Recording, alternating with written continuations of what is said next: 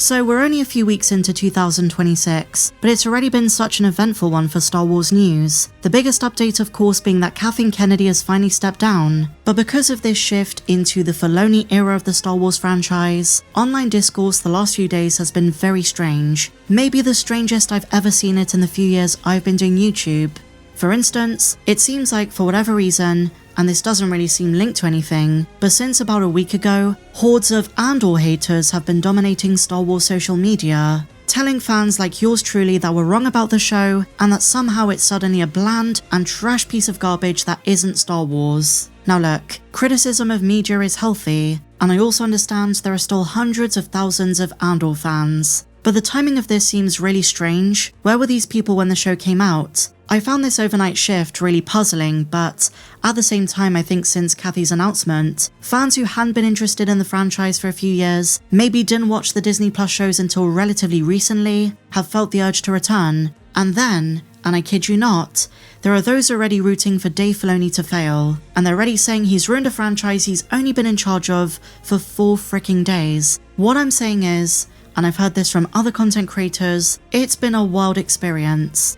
But breaking through all of that noise was probably the most wholesome update of 2026 so far, and it concerns Jake Lloyd. Young Anakin in The Phantom Menace did a wonderful job. I absolutely adore episode 1, and it's no secret for the last 2 or so decades, Jake has had a really rough time with his mental health. And on 2 occasions since 2024, his mum has provided us with some updates. And last time, she said Jake is still a huge fan of the franchise. Despite everything he's been through, despite everything that's gone down, he's still a big Star Wars fan. We know he was a big fan of the Ahsoka show, and he received an Ahsoka Black series for his birthday. Well, today, my friends, we have another update, one that is going to warm your heart. If you need your inner child to feel comforted, this one's for you.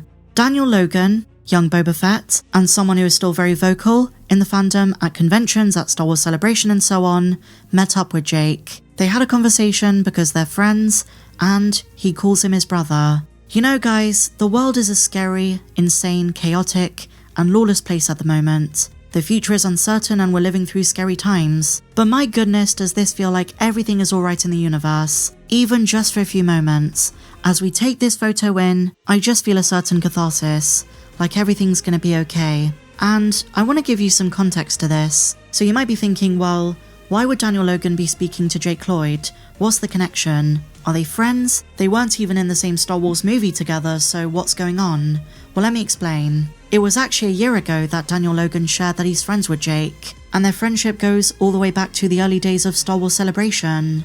They connected based on shared experience being child actors in the Star Wars universe, even if they never appeared in the same prequel movie. And here's what Daniel said. When I did my first convention, Celebration 2, they were so worried about me that I had 8 bodyguards surrounding me, and because I was young, I didn't understand what was going on, and so meeting Jake, we actually became close friends. You start speaking to him and his mum, and you realize he had it the worst out of everyone. He was getting sent death threats. People were trying to find his address so they could camp outside his house and do him harm. This was a little child who was 8 years old, and you didn't realize that just because you were part of this franchise. You didn't realize how volatile the fanbase could be if they didn't agree or align with your way of portraying their characters as they see it.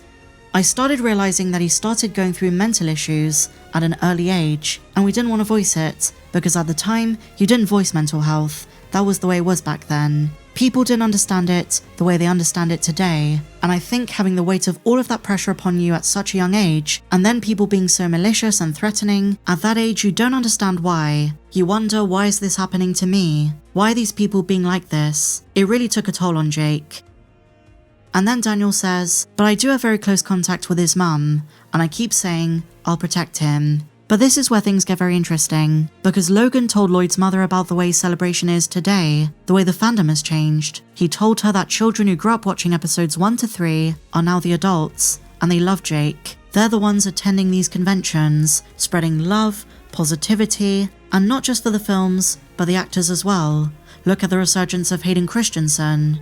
And Daniel hopes one day his friend can experience that in person. Here's what he said. To be able to stick up for my friend, he's an amazing guy. People will be like, oh, I walked by him, and he didn't look too happy. I think it wasn't that he wasn't happy, he's just afraid a lot of the time. It just put that wall up, between him and the fan base because of what he went through at such a young age.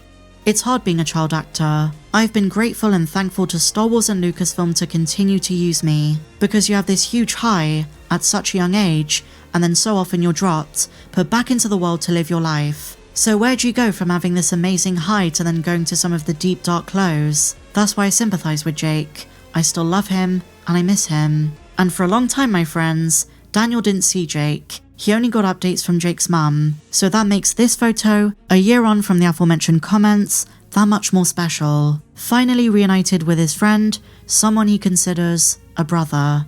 This couldn't warm my heart any more than it does. It's such a lovely thing to see. And now that Dave Filoni is co-president, and maybe I'm getting ahead of myself, I hope one day, if Jake wants, they find a way to bring him back.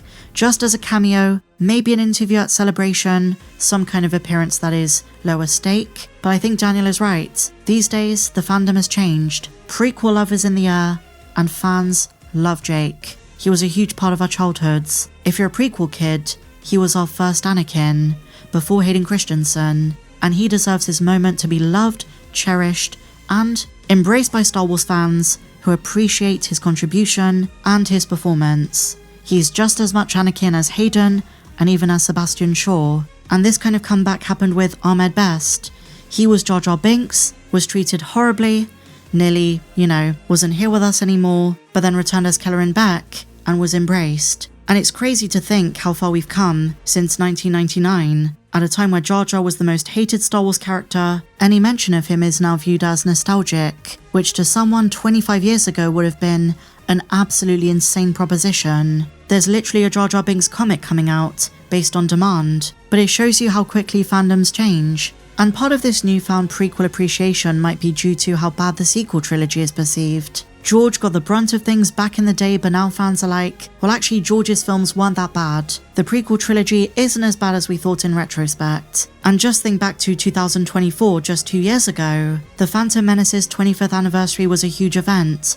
They did a re-release. The movie is widely considered by a lot of Star Wars fans to be one of the best in the franchise. But again, both Ahmed and Jake did exactly the job they were told to do. There was nothing wrong with their performances, but with the build-up to episode 1 back in the 90s, it just wasn't the movie fans expected. The Phantom Menace took a very new route. So there was something of a tone shock, but I resonated with both trilogies, in their own ways of course, and I love George's storytelling and his archetypes, but I also love the goofiness. And times have really changed. I hope Jake knows this, and I hope someday he knows he doesn't have to be so afraid. But this was a very wholesome update to see him healthy, to see him talking with his friend Daniel. What do you guys think? Share your thoughts on this in the comments down below.